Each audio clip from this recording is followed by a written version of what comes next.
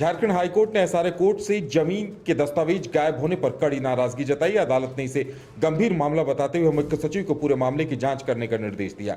साथ ही राज्य के सभी एसआर कोर्ट से संबंधित रजिस्ट्रार को निर्देश दिए हैं कि वो दस्तावेजों के रखरखाव के बारे में हाईकोर्ट को जानकारी दें। वही मामले की अगली सुनवाई 6 जून को होगी। बता दें कि रांची के प्रार्थी विमला देवी की ओर से हाईकोर्ट में याचिका दाखिल की गई थी।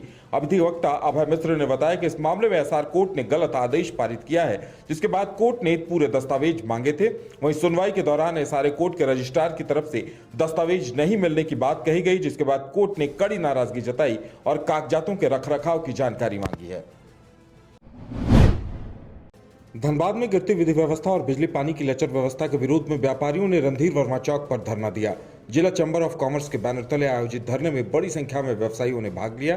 चैंबर अध्यक्ष चेतन गोयनका ने कहा कि धनबाद में इन दिनों विधि व्यवस्था गिरती जा रही है। अपराधी व्हाट्सएप के जरिए व्यापारियों को धमकी दे रहे हैं और उनसे उगाही के लिए दबाव बना रहे। इस वजह से व्यापारी डर के साए में व्यापार करने को मजबूर हैं, लेकिन पुलिस प्रशासन की लापरवाही के कारण अपराधियों के हौसले और बुलंद हो रहे हैं। डॉक्टर समीर कुमार के मुद्दे को उठाते हुए चेतन गोयनका ने कहा कि अगर प्रशासन सजग होता तो डॉक्टर समीर को धनबाद छोड़कर जाना नहीं पड़ता। खनन लीज मामले में मुख्यमंत्री हेमंत सोरेन को चुनाव आयोग की तरफ से नोटिस मिलने के बाद सूबे की सियासत गर्मा गई है। चंदन कियारी से बीजेपी विधायक अमर बावरी ने कहा कि झारखंड के मुख्यमंत्री हेमंत सोरेन को नैतिकता के आधार पर इस्तीफा दे देना चाहिए। उन्होंने कहा कि पद और गोपनीयता की शपथ लेने के बाद भी मुख्यमंत्री ने पद का दुरुपयोग किया है, इसलिए गलती स्वीकार करनी चाहिए। बीजेपी मामले को सामने लाई है, तभी चोरी पकड़ी गई है। अमर बावरी ने कहा कि हेमंत सरकार के पाप का घड़ा भर चुका है।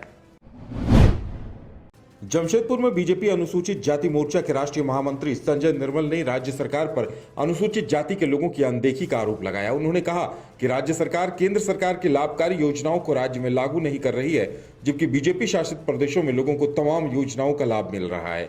संजय निर्मल ने कहा कि अनुसूचित जाति के लोगों के जाति प्रमाण पत्र राज्य में बन नहीं पा रहे, अपराध चरम सीमा पर है और महिलाएं राज्य में असुरक्षित हैं।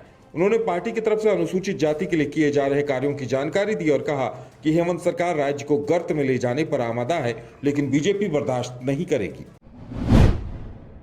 चतरा में फर्जीवाड़े का सनसनीखेज मामला सामने आया है, जहां फर्जी तरीके से मां और बेटा दोनों एक ही सरकारी स्कूल में पदस्थापित हैं।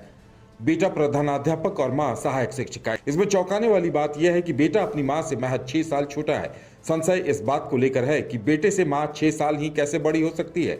इस बात का खुलासा झारखंड शिक्षा परियोजना कार्यालय में दिए गए प्रमाण पत्र से हुआ, जिसमें मां की जन्मतिथि 23 नवंबर 1980 है, वहीं बेटे की जन्मतिथि 3 मई 1986 अंकित है। दरअसल ये मामला सदर प्रखंड के लेम पंचायत के लातवेद गांव का है।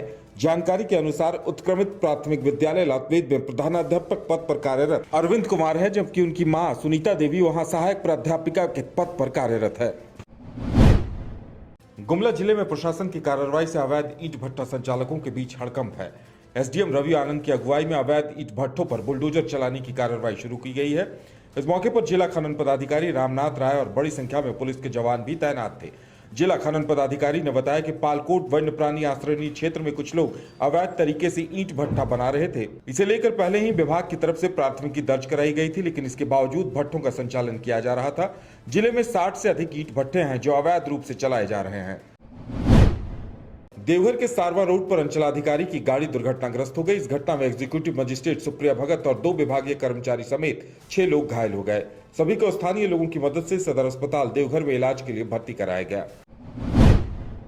गुमला में घाघरा नेतरहाट मुख्य पथ को ग्रामीणों ने जाम कर दिया। ग्रामीण स्पीड ब्रेकर बनाए जाने की मांग कर रहे थे। उनका कहना है कि आए दिन सड़क दुर्घटनाएं होती रहती है, जिसकी वजह से कई लोगों की जान जा चुकी है। फिर भी प्रशासन की तरफ से स्पीड ब्रेकर का निर्माण नहीं कराया गया।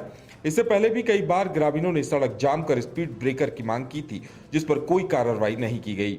इलाके के थाना प्रभारी ने ग्रामीणों को बताया कि इसकी सूचना रोड सेफ्टी विभाग और गुमला उपायुक्त को दे दी गई है और चुनाव के बाद स्पीड ब्रेकर बनने की उम्मीद है। इस आश्वासन के बाद ग्रामीण मान गए और जाम हट गया। झारखंड प्रदूषण कंट्रोल बोर्ड के चेयरमैन ए.के. रस्तोगी ने कहा है कि लोग जब तक अपनी सामाजिक जिम्मेदारियों को नहीं समझेंगे, तब तक प्रदूषण पर नियंत्रण नहीं पाया जा सकता। रांची में विभाग की तरफ से आयोजित एक सेमिनार में उन्होंने ये बातें कही। डोरंडा स्थित पलाश सभागार में सॉलिड वेस्ट मैनेजमेंट के निस्तारीकरण और प्लास्टिक के दोबारा इस्तेमाल पर सेमिनार का आयोजन किया गया। इसमें सॉलिड वेस्ट मैनेजमेंट के निस्तारण के लिए अलग अलग कचरा रखने पर जोर दिया गया। एके रस्तोगी ने कहा कि हाल के दिनों में प्लास्टिक बनाने वाली कंपनियों ने अपने मुनाफे के लिए मानकों के अनुरूप काम नहीं किया। इस वजह से भारत सरकार को सिंगल यूज प्लास्टिक पर प्रतिबंध लगाना पड़ा। उन्होंने कहा कि जब हम अपनी जिम्मेदारियां सही से नहीं निभाते हैं तभी कानून बनाना पड़ता है। जमशेदपुर में छत्तीसगढ़िया समाज की तरफ से अक्षय तृतीया के मौके पर गुड्डे गुड़ियों की शादी करवाई गई। पूरे रीति रिवाज के साथ कराई गई शादी में बच्चों के साथ बड़े भी खूब मस्ती करते दिखे। शादी में हल्दी, मटकोर और 7 फेरे जैसी रस्में भी निभाई गई। शादी समारोह की तरह ही विभिन्न प्रकार के व्यंजनों के साथ संगीत और नृत्य का कार्यक्रम भी लोगों के लिए आकर्षण का केंद्र बना रहा।